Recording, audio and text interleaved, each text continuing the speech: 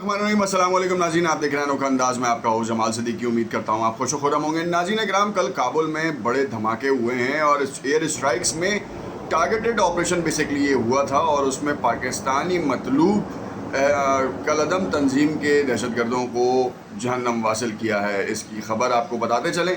दूसरी जानिब जो है तहरीक लब्बैक पाकिस्तान का आज होने वाला एहतजाज और उसका अब तक का हाल ये है कि इस्लामाबाद के दाखिली और ख़ारजी रास्तों को बंद कर दिया गया है। वहाँ पे मुतल्लिका इलाक़ों का जो है वो इंटरनेट वो बंद है, फ़ोन सर्विस मुअत्तल हुई है और इस वक्त एक अजीब सी सूरत हाल है। कल रात में भी दोबारा कारकुनान को जो है वो लाठी चार्ज भी किया गया और इस वक्त जो सूरत हाल है वो क्या है, इसको तफसील से बात करेंगे। दूसरी जानिब देखेंगे कि जेल से कैदी 804 जिसकी गूंज पिछले 2 सालों से बहुत शदीद हो चुकी है, उसकी जानिब से एक फ़ैसला किया गया, तिगनी का नाच नचाया गया और उस तिगनी के नाच में जो है वो एक शख्स महवर बना रहा, वो था सुहेल आफरीदी और दूसरा शख्स जो था उसके साथ वो था अली अमीन गंडापुर। अली अमीन गंडापुर की कहानी में बड़ा ट्विस्ट आया एक वक्त में, मगर ऐसा लगा कि वो खान से गद्दारी भी कर रहे हैं। और दूसरी जो बड़ी इंटरनेशनल ख़बर है वो है J10C की। इन तमाम चीज़ों को बताएंगे कि बांग्लादेश जो है वो कैसे J10C ख़रीद रहा है। 22 अरब डॉलर की अप्रॉक्सीमेटली ये डील है और इसका क्या आने वाला वक्त क्या कहता है।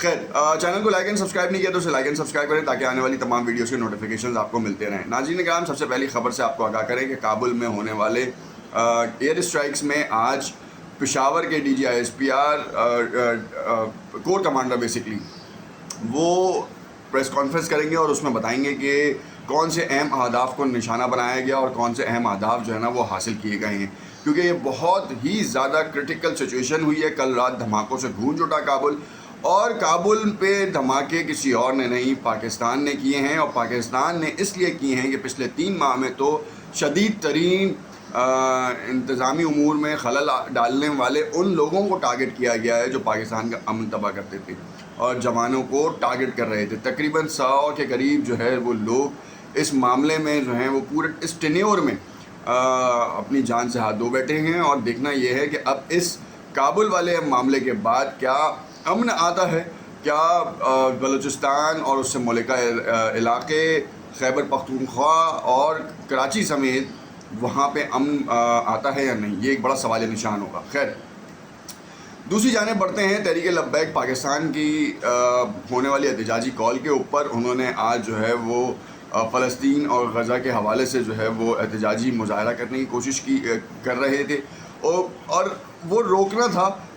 रोकना क्यों था? क्योंकि उनकी तरफ से माजी में भी इस तरीके के बड़े मामला हुए हैं। बैंड तंजीम है और कलअदम तंजीम होने के बाद अब उनके कारकुनान जो हैं मुश्तइल हुए हैं। पिछले 2 दिन से उनके ऊपर बहुत ज़्यादा जो है वो क्रैकडाउन किया गया है। कल भी उनके ऊपर क्रैकडाउन किया गया। 6 बार जो है ना वो उनके कारकुनान के ऊपर जो है वो क्रैकडाउन किया गया है और इस वक्त की ताज़ा तरीन सूरत हाल ये है कि जैम पैक किया हुआ है, कॉर्डन ऑफ बेसिकली कह सकते हैं आप। और इस्लामाबाद में ख़ुद तहरीक लब्बैक पाकिस्तान की एक बड़ी तादाद जो है वहाँ पे मौजूद है और बहुत सारे उनके जो रहनुमा हैं वो वहाँ मौजूद हैं। आज जुमे की नमाज के बाद क्या होता है ये एक अहम सवालिया निशान होगा और देखना होगा कि सिक्योरिटी इदारे और इस वक्त की हालिया पोजीशन क्या कहती है, क्योंकि जिस तरीके की मालूमात आ रही हैं उसमें क्लैश तो बन रहा है और माजी में भी हमने देखा कि इनके जितने भी जलसे हुए हैं वो क्लैश का बाइस बने या सबब बने हैं, जिसकी वजह से इस बार इनको इजाज़त नहीं दी जा रही। अच्छा, टेक्निकल बेसिस के ऊपर देखें तो इस वक्त जो है वो कल हमास की जानिब से और इसराइली मिनिस्ट्री की जानिब से जो है ना वो ट्रूस हो गया है, जंगबंदी का ऐलान हो गया है और फ़लस्तीन में भी खुशियाँ मनाई जा रही हैं। फ़लस्तीनी अवाम भी खुशियाँ मना रहे। देखें, खुशियाँ इसलिए मनाई जा रही हैं कि जिस तरीके की बर्बरियत जो है वो मची हुई थी पिछले 2 सालों में, तकरीबन 70,000 के करीब फ़लस्तीनी जो हैं वो शहीद हुए थे और उसमें जो 75% का ताल्लुक़ है वो बच्चों का था, यानी कि तकरीबन 45,000 से ऊपर जो बच्चा है वो उसमें उस जंग की भीड़ चढ़ गया। अब मामला सारा ये है कि दोनों जानब से जो है वो जंगबंदी की गई है। अब देखना ये है कि कितनी ज़्यादा आगे तक चलती है और अब फ़लस्तीन की डेवलपमेंट के ऊपर बात है। یہ گلوبل فنومنا یا گلوبل اسٹریٹجی کا ایک حصہ ہے، کیونکہ ہمیں یہ دکھتا ہے کہ اس وقت جو یہ امن معاہدہ ہوا ہے اس کے پیچھے بہت ساری سازشیں ہیں، مگر آنے والا وقت بتائے گا، کیونکہ اس وقت اس معاملے پہ اسلامی ممالک جو ہے نا وہ حرکت میں آنا شروع ہو چکے ہیں، اور ان کو اب جو ہے نا وہ زیر کرنا آسان نہیں ہوگا، تو یہ ایک کنفرم بات ہے۔ دوسری جانب بڑھتے ہیں، اڈیالہ جیل سے قیدی نمبر 804 کو شفٹ کرنے کی بھی کہانی سامنے آ رہی ہے۔ ایک نئی جیل بن رہی ہے اور اس میں قیدی نمبر 804 کو شفٹ کیا جائے گا، اور قید تنہائی جو کہ ابھی بھی ہے وہاں پہ بھی رکھی جائے گی، مگر وہاں پہ آئی تھنک سو کہ اس کا پروٹوکول کچھ الگ ہے۔ اب تک کہ یہ صرف ابہام ہے، خام خیالی ہے۔ اس کے حوالے سے اسد کیسر کا بھی کل بیان سامنے آیا کہ ہم اس کے اوپر جو ہے نا آواز اٹھائیں گے، ایسا نہیں ہو سکتا کہ یہ کیا کام کیا ہے۔ خیر، دوسری جانب آپ کو بتاؤں، اس وقت بنگلہ دیش کی ایک بڑی سٹوری سامنے آ رہی ہے J-10C کی، جو آپ نے پچھلے 2 دنوں سے سنی ہے۔ 22 ارب ڈالر سے بنگلہ دیش J-10C طیارے خریدے گا اور اپنی فلیٹ کو مضبوط کرے گا۔ اب آپ کو یہ ہے اصل سٹوری، J-10C طیارے خریدنا چائنا سے بنگلہ دیش کو کیا بھاری پڑے گا، یا پھر اپنی فضائیہ کو مضبوط بنانے کے لیے اس نے یہ اقدام پاکستان اور انڈیا کے مابین ہونے والی جنگ اور اس میں استعمال ہونے والے اثاثوں کو دیکھتے ہوئے کیا ہے؟ کیونکہ اگر بنگلہ دیش کے پاس J-10C آ جاتا ہے تو ایک تاثر یہ سامنے آ رہا ہے کہ چائنا کا پینیٹریشن اب بنگلہ دیش کے پاس بھی آ جائے گا۔ تو 2 سائیڈڈ کارڈن آف کرنے کی جو چائنا کی اسٹریٹجی ہے، یا پھر انڈیا کی خود ساختہ یہ ٹرم ہے، وہ کتنی پاورفل ہوتی ہے یہ تو آنے والا وقت بتائے گا۔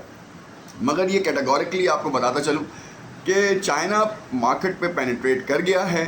اسلحہ مارکیٹ کے اوپر پینیٹریٹ کرنا چائنا کی بہت بڑی ایک جیت ہے، کیونکہ پاکستان کے ساتھ جو اس کا تعاون ہے اور اس تعاون کا جو فائدہ ہے وہ چائنا کو ڈیفینیٹلی ملا ہے یہاں پر۔